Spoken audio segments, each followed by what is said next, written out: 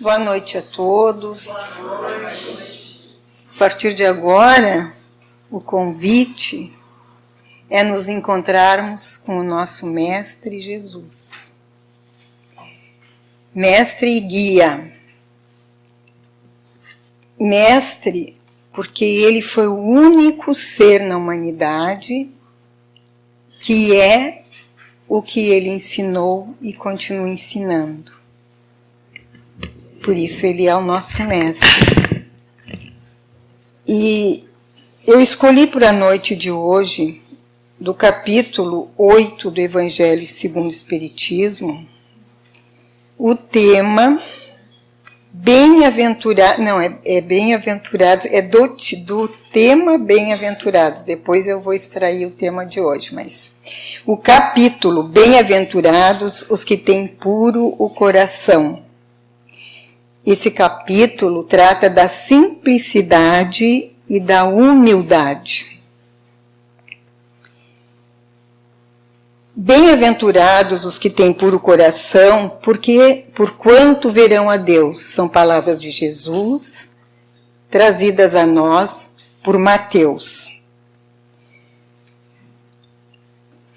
Por ocasião do Sermão do Monte, Jesus falou durante muito tempo, longamente, sobre Deus, a sua essência, a sua paternidade divina, a sua misericórdia, o seu amor,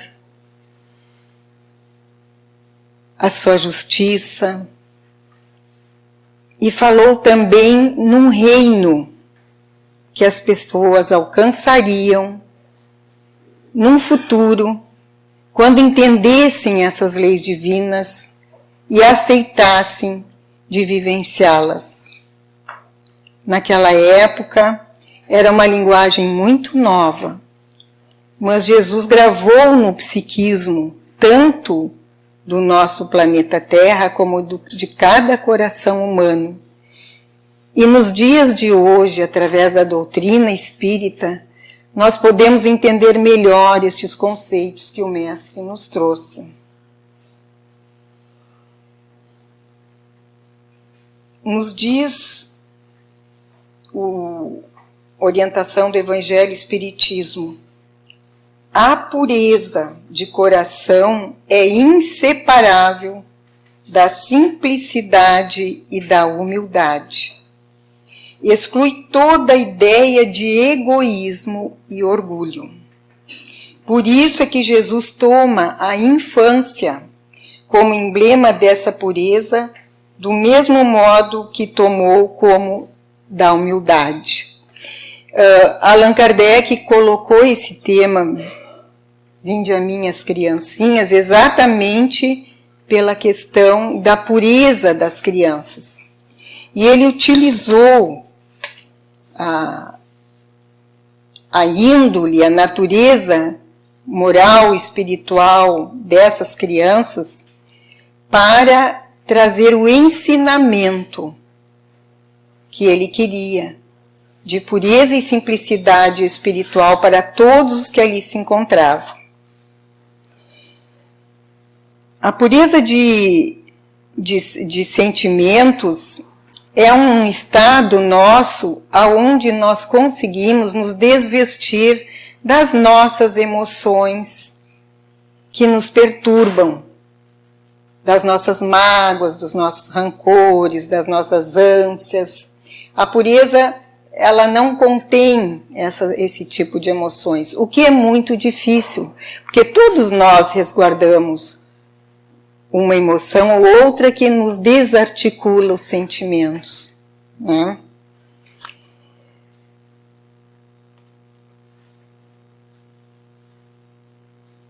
Vamos ver o que São Marcos falou aqui para nós. Apresentaram a Jesus algumas crianças, a fim de que ele as tocasse. E como seus discípulos afastassem com palavras ásperas os que lhe as apresentavam, Jesus, vendo isto, os advertiu, dizendo: deixai que venham a mim as criancinhas, e não as impeçais, porquanto o reino dos céus é para os que se lhes assemelham. Digo-vos em verdade, que aquele que não receber o reino de Deus como uma criança, nele não entrará. E depois de as abraçar, abençoou-as, impondo-lhes as mãos. Antes de falar no conteúdo, me chamou a atenção da atitude dos discípulos, que era totalmente contraditória aos ensinamentos do Mestre. No entanto, eles eram seres grosseiros, eles não tinham uma sensibilidade, isso eles foram alcançando aos poucos na convivência do Mestre. Eram pessoas trabalhadoras, de trabalhos pesados, pescadores. Tinha só Mateus Levi, que era o representante intelectual do grupo, que era uma pessoa mais refinada, os outros não. Então, para eles, era muito difícil acompanhar Jesus desde o início, conforme esse novo evangelho que chegava até eles. Então, a maneira com que eles afastaram as pessoas que traziam as crianças, com palavras ásperas. Por isso Jesus os advertiu, pedindo que eles deixassem que as crianças viessem a ele. De qualquer maneira, certamente Jesus diria isso. Mas ao mesmo tempo que Jesus solicita que eles permitam que as crianças viessem até eles, ele educa aqueles que vinham lhe acompanhar durante toda a sua trajetória, o seu trabalho que ele tinha a desenvolver.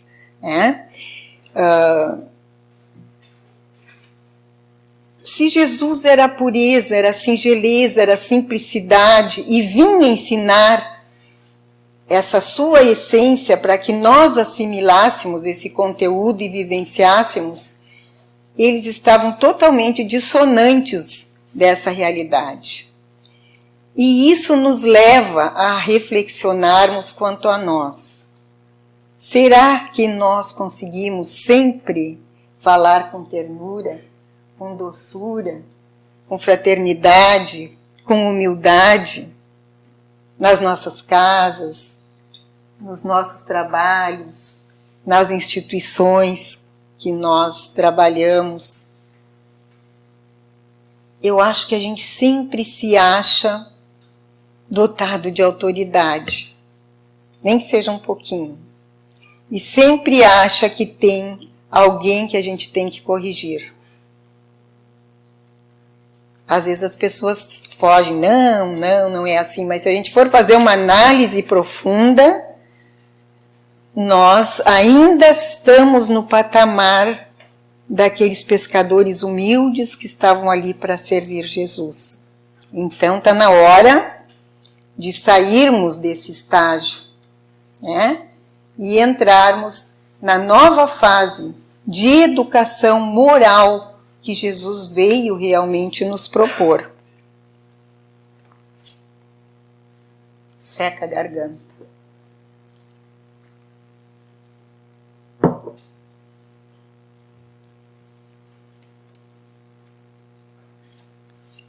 Então vale a pena a gente fazer essa avaliação. Quantas vezes nós corrigimos outras pessoas? Que autoridade nós temos para corrigir?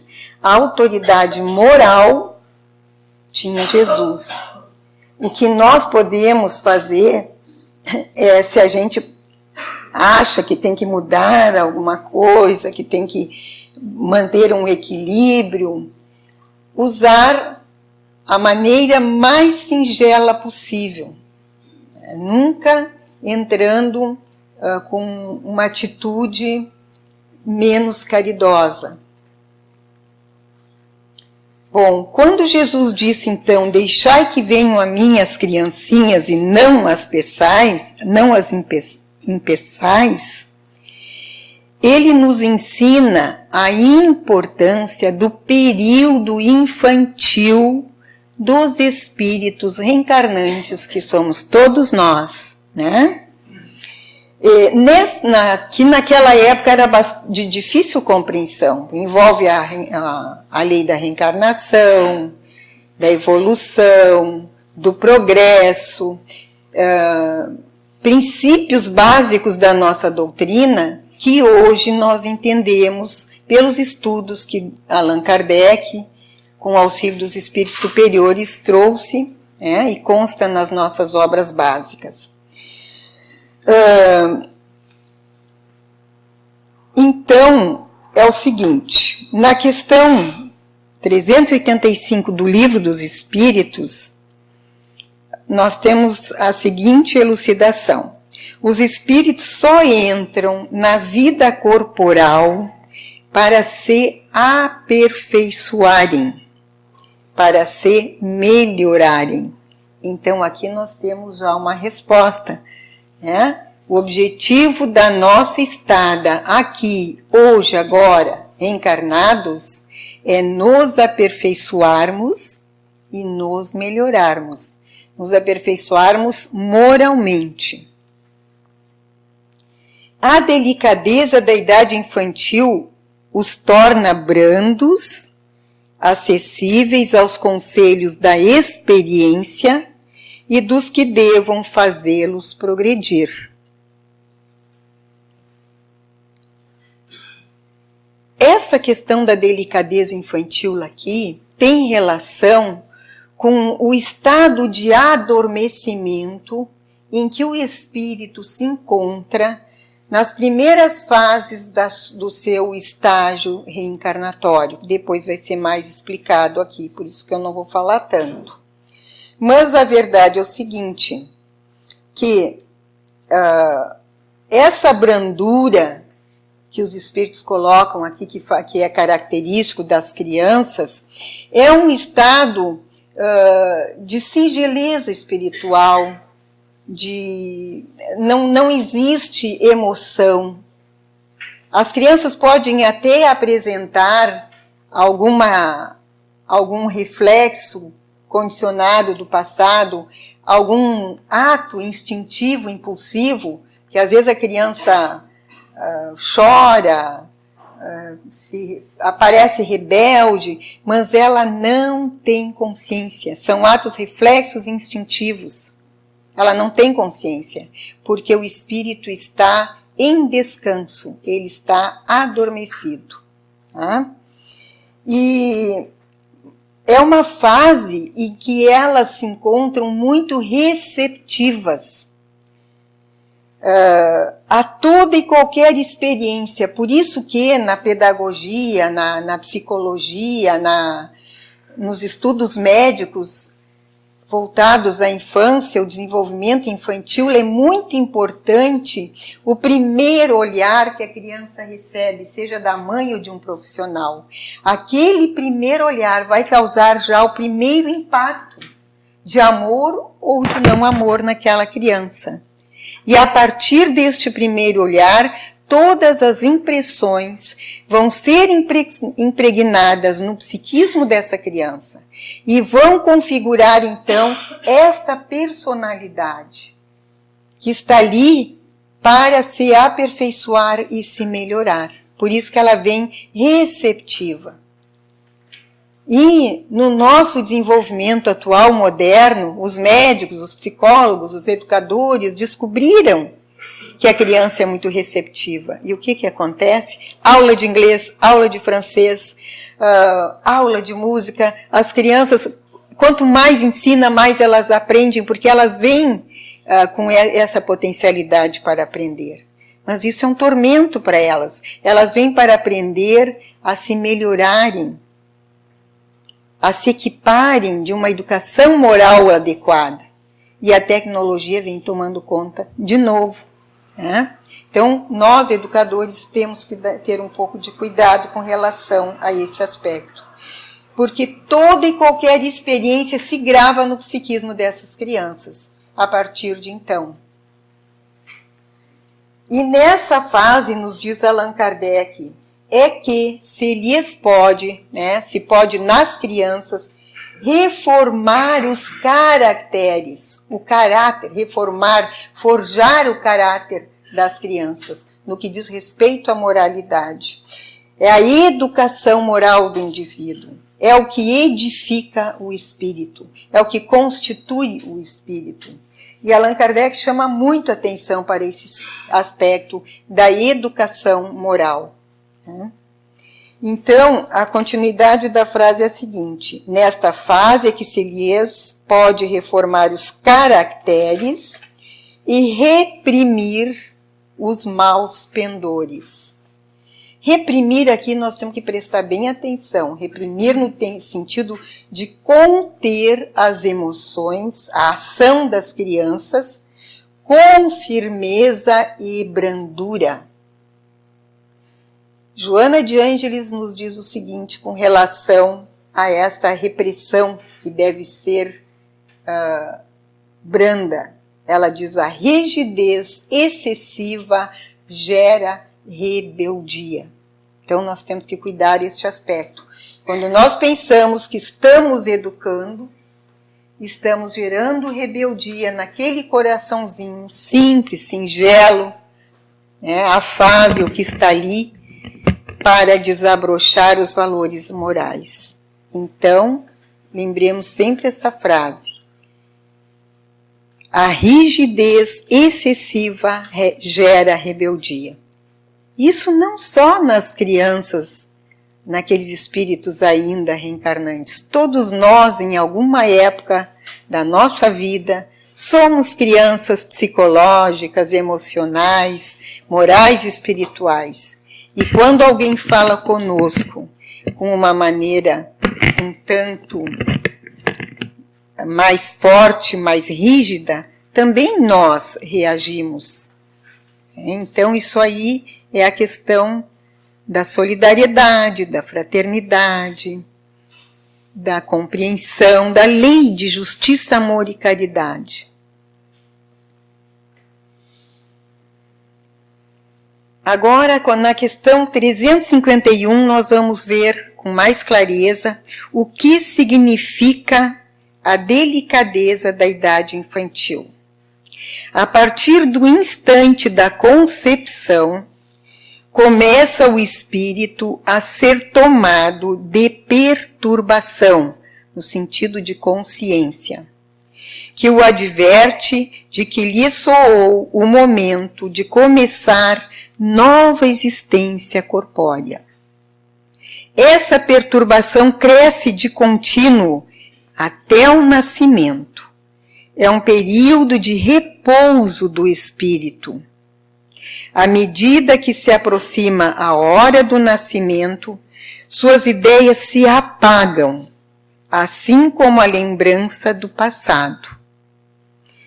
Tem uma obra de André Luiz que fala num processo reencarnatório e eles vão injetando no inconsciente do espírito reencarnante o objetivo daquela encarnação. Eu não tive tempo de pesquisar, ando bastante correndo ultimamente. Mas eles dizem para o espírito: fulano, tu vais reencarnar com essa e essa proposta.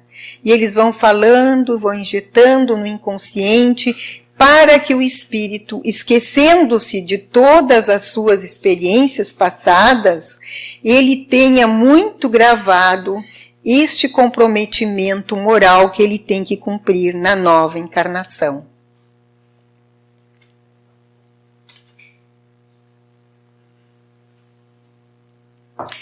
Na questão 352, as faculdades do espírito se desenvolvem gradualmente com os órgãos físicos. Então nasce o espírito, então reencarna naquele corpinho de criança, ainda com os órgãos não totalmente desenvolvidos. O desenvolvimento é gradativo, tanto biológica como psicológica, emocional e espiritualmente. O espírito, ele só pode se expressar conforme o desenvolvimento de todo o sistema endocrinológico, neurológico do corpo físico, né? Então, as faculdades do espírito que não se terminam, apenas estão adormecidas, se desenvolvem gradualmente com os órgãos físicos. O espírito se acha numa existência nova.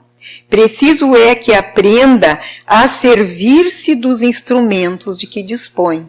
Então, o espírito reencarnante, ele tem que se adequar àquele novo corpinho. Como é bonito quando a gente vê uma criança, né, o bebezinho olhando as mãos, né, se movimentando, chupando o dedo, tendo a sensação, né, de sugar. Daí hoje em dia a gente põe 1000 brinquedos coloridos e eles ficam extasiados e até agitados demais conforme o estímulo. E ele está se adequando a essa nova experiência, né, esse novo corpo físico e a todos os estímulos que lhes são trazidos. Ele tem que aprender, então o espírito trabalha sempre.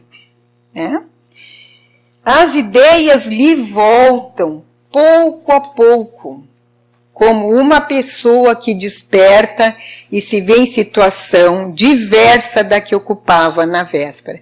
Isso é muito lento, porque a criança primeiro passa por todo aquele período de desenvolvimento motor.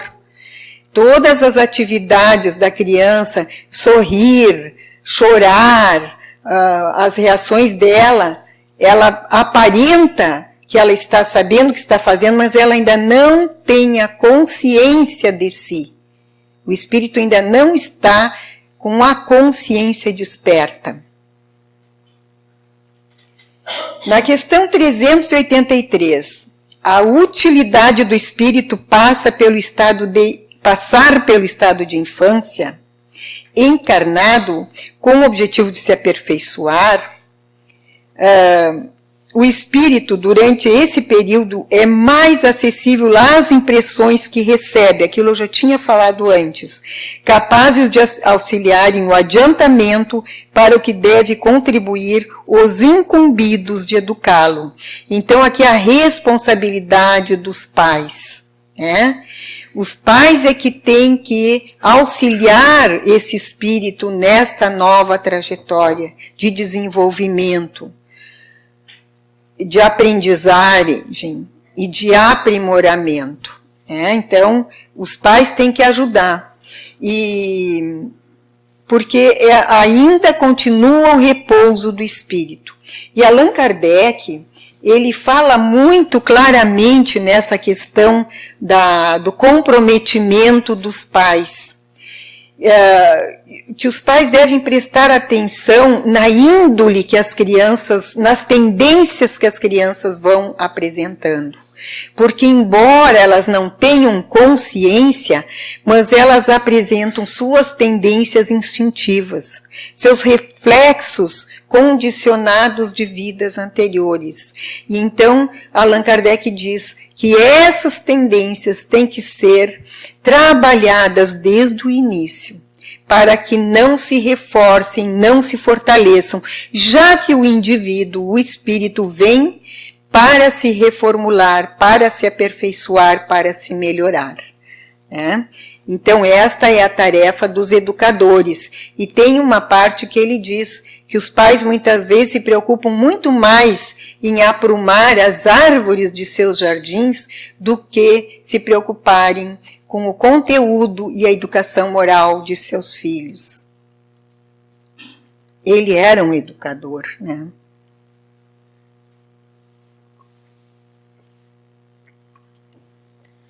Bom, agora, essa questão 385 eu achei bem interessante. A infância é não só útil, é necessária, indispensável, mas também consequência natural das leis que estabelece e que lhe regem o universo. No nosso estágio terreno de desenvolvimento é assim. Nós temos estas leis estabelecidas para nosso plano terreno. Em outros planos superiores, parece, conforme diz Allan Kardec, que a infância fica mais curta, o espírito já vem mais lúcido, o corpo já está mais aprimorado. Mas no nosso estágio, a infância é necessária e indispensável para que essas leis divinas, a lei da reencarnação, do progresso, do nosso desenvolvimento intelecto-moral, né, necessitam deste estágio do espírito no corpo infantil. Agora a próxima frase do texto de Jesus, continuando. Porquanto o reino dos céus é para os que se lhes assemelham. Aqui nessa frase nós temos a essência deste contexto que Jesus se refere. As crianças ele utiliza como meio de trazer o ensinamento, embora seja importante a questão infantil. Quantas questões nós vimos, né? Mas a essência da passagem está: o reino dos céus é para os que se lhes assemelham. É o comprometimento moral que Jesus busca nas criaturas. Que cada um tem que fazer o seu esforço para adquirirem aquelas qualidades que Jesus ressaltou nas criancinhas, a pureza e a humildade. Cada um é responsável por construir em si essas atribuições. Receber... Bom, aqui também nós temos que lembrar que Jesus, ele recebeu as crianças, né? Mas a sua fala era primordialmente para os adultos que escutavam.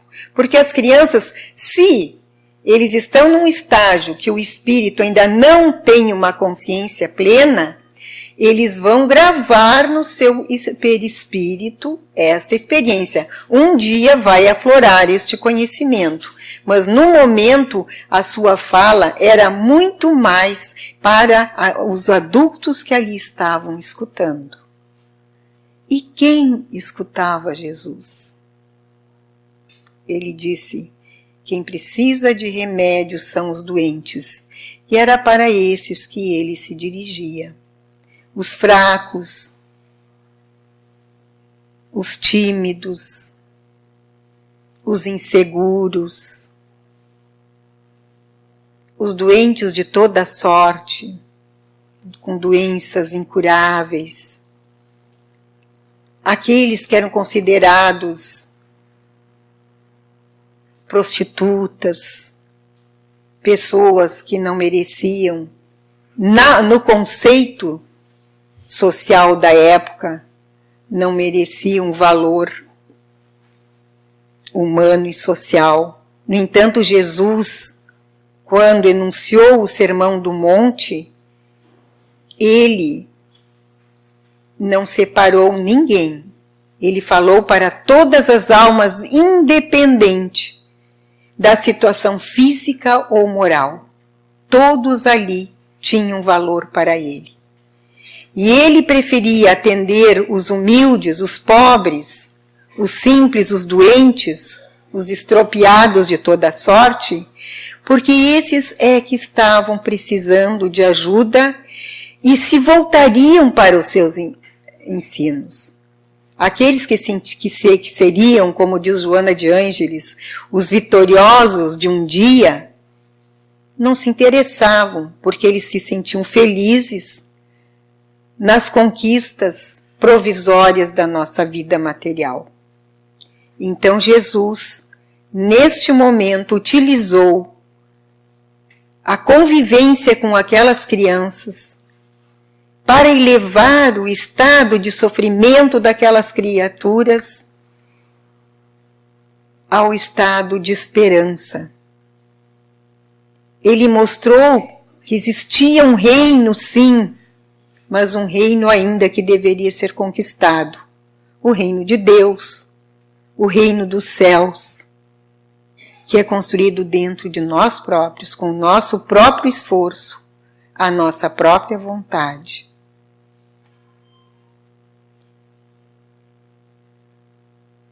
Receber as criancinhas, abençoá-las, atitude terna de Jesus, deixando o exemplo, como as crianças devem ser amparadas, protegidas, amadas. Mas a advertência maior foi para chamar a atenção dos presentes, conforme eu falei há pouco. Quanto à necessidade de procederem conforme a pureza infantil. Na verdade, as palavras de Jesus eram mais consoladoras do que um chamamento à responsabilidade. Porque aquelas pessoas que estavam ali também eram crianças, revestidas de um corpo adulto, mas crianças psicológicas, emocionais, espirituais, que não eram tidas como pessoas importantes na época. Então, eles não conseguiam ter a sua autoestima, a sua proposta de mudança precisava desse estímulo de Jesus. Então, para eles é que ele se dirigiu.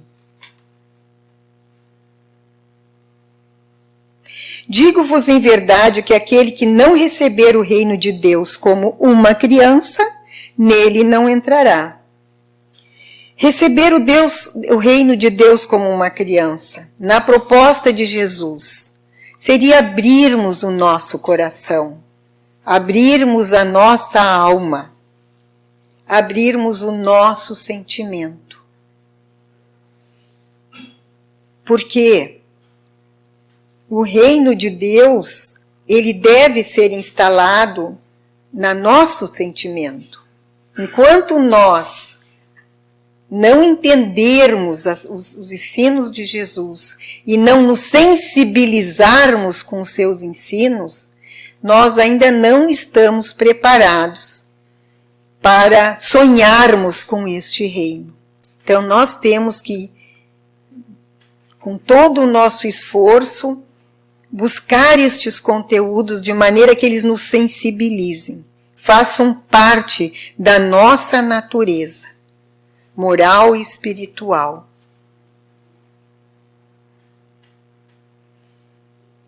Então, dessa forma, quando nós conseguimos abrir o nosso entendimento, é que nós vamos então permitir que os ensinamentos de Jesus burilhem o nosso estado íntimo. Nós precisamos ainda ser trabalhados. Humberto de Campos, no seu livro A Boa Nova, ele compara o ser humano ao mármore que é trabalhado por um cinzel. E ele diz que nós precisamos ser a nossa intimidade trabalhada, ser burilada pelo cinzel da nossa boa vontade. É uma figura bonita, né? Que nos compara, então, a um processo da natureza que nós também devemos passar, mas como? Não é uma outra pessoa. No caso do mármore, um artista, um escultor, vai trabalhá-lo e cultivá-lo. No nosso caso, o comprometimento é nosso. O cinzel é a nossa própria boa vontade, o nosso esforço, o nosso trabalho. Ninguém vai fazer isso por nós. Nós podemos ser amparados, compreendidos, auxiliados, mas a tarefa íntima é nossa. Quando nós não conseguimos alcançar um objetivo de moral elevada e nos damos conta e culpamos os outros, na minha casa eu não tenho ambiente, no meu trabalho meu chefe não é legal. Quando nós culpamos o nosso companheiro, nossa companheira, nosso filho, nossa sogra, nossa nora, isso é sinal de uma infância psicológica. Nós não amadurecemos psicologicamente. Aí então nós transferimos para os outros o objetivo que nós não conseguimos. Então, isso aí não é para nos ferir, é para nós nos darmos conta, quando a gente tem a tendência de transferir a nossa dificuldade de alcançarmos um objetivo, é porque nós não estamos ou maduros o suficiente, ou não temos a força de vontade suficiente, ou não queremos. Joana de Ângeles, no capítulo que ela fala sobre oração, ela diz, e das curas de Jesus, ela diz, é necessário querer e crer. Eu tenho que querer e crer que eu posso. Quando então nós nos sentirmos incapazes, nós temos que fortalecer a nossa vontade e temos que acreditar que conseguimos.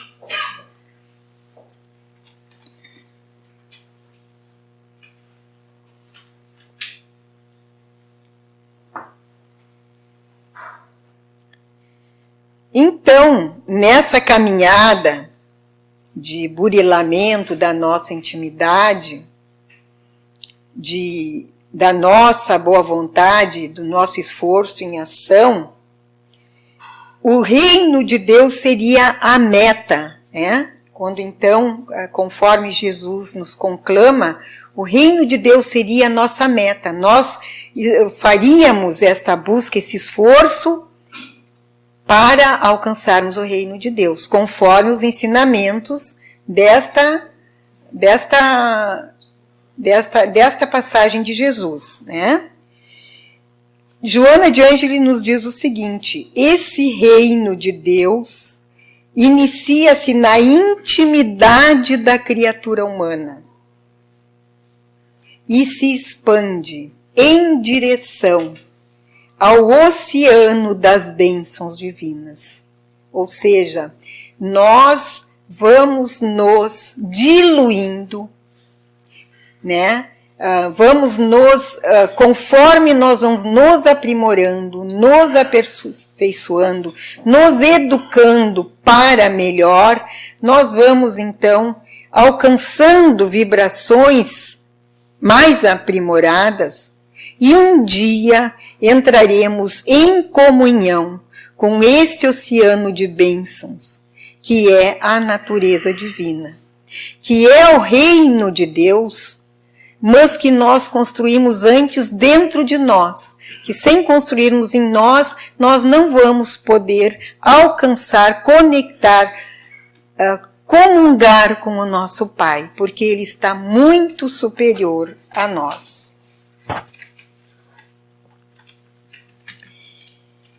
Para encerrar, sejamos fiéis ao horário, né? Um textinho de Joana de Ângeles. Sob a inspiração superior, o Espírito modela as asas para a ascensão, através de disciplinas morais e sociais, mediante as quais aprende a dominar os impulsos e racionalizá-los, para que no futuro consiga introjetar o sentimento profundo do amor e, mergulhado conscientemente na lei natural, consiga utilizar-se da intuição ou comunicação direta com o pensamento universal. Essa é a nossa saga, a nossa caminhada, né? Mas nós precisamos primeiro, então, disciplinarmos moralmente e socialmente. O que é isso? Moralmente é eliminando as nossas más inclinações, conforme assevera Allan Kardec, no exercício da caridade. E disciplinas sociais, no exercício da lei de justiça, amor e caridade. Que resume, nós desejarmos ao nosso próximo só aquilo que nós desejamos que o nosso próximo faça por nós. Essa é a lei de justiça, amor e caridade. Respeitarmos o nosso próximo para sermos respeitados. E os nossos direitos têm o limite no momento que inicia o direito do nosso próximo. Então é a disciplina social necessária para que nós nos enveredemos nessa caminhada, né? Dominando nossos impulsos, racionalizando, ou seja, trazendo estes impulsos para o domínio da nossa consciência, tendo discernimento das nossas ações. E se nós realmente queremos seguir Jesus, que seja Ele o nosso roteiro, que sejam os seus ensinamentos as nossas ações. E que me chamou a atenção aqui, que ela diz, para que no futuro consiga introjetar o sentimento profundo do amor. Nós temos então que trazer para dentro de nós. Muitas vezes a gente pensa, nós temos como sementinha herdada de Deus. Não, nós temos que, pelo nosso esforço, introjetar este sentimento para podermos nos aproximar do nosso Pai. Tudo na nossa caminhada evolutiva exige esforço e a nossa vontade muito bem conduzida. E daí então nós vamos mergulhar conscientemente na lei natural. Qual é a lei natural? É a lei de amor. É aquela que mantém o universo em plena harmonia. E que nós só alcançaremos o dia que nós estivermos também plenos. E depende do nosso esforço, da nossa vontade e do nosso desejo de prosseguirmos. E ainda, para encerrar com chave de ouro, eu me emociono porque é um grande amor da minha vida, e creio que de todos vocês, Dr. Bezerra de Menezes, que abriu mão de ir para esferas sublimes da espiritualidade divina para ficar conosco aqui na Terra, nos dando as mãos nas nossas dificuldades. E ele diz que enquanto houver uma alma em sofrimento na Terra, aqui ele estará. Então, palavras deste amado mentor. Isso aqui é uma mensagem de 1984, trazida por Divaldo Franco, no Instituto Amigo Germano, em Porto Alegre. Eu estava presente, eu era bem jovenzinha. Então, às vezes eu leio e releio, porque eu penso, meu Deus, passou de lá para cá toda a mensagem e eu não tinha entendido. Mas ele diz, uma das partes, um dos parágrafos da mensagem, ele diz o seguinte: não posterguemos a nossa oportunidade de edificar o reino de Deus em nós, mediante construção do bem em volta de nossos passos. Muito obrigada. Que possamos então voltar para nossos lares, sob as bênçãos do nosso Dr. Bezerra de Menezes, do nosso Mestre Jesus, e fortalecidos na nossa vontade, na nossa coragem, no nosso esforço e na nossa fé.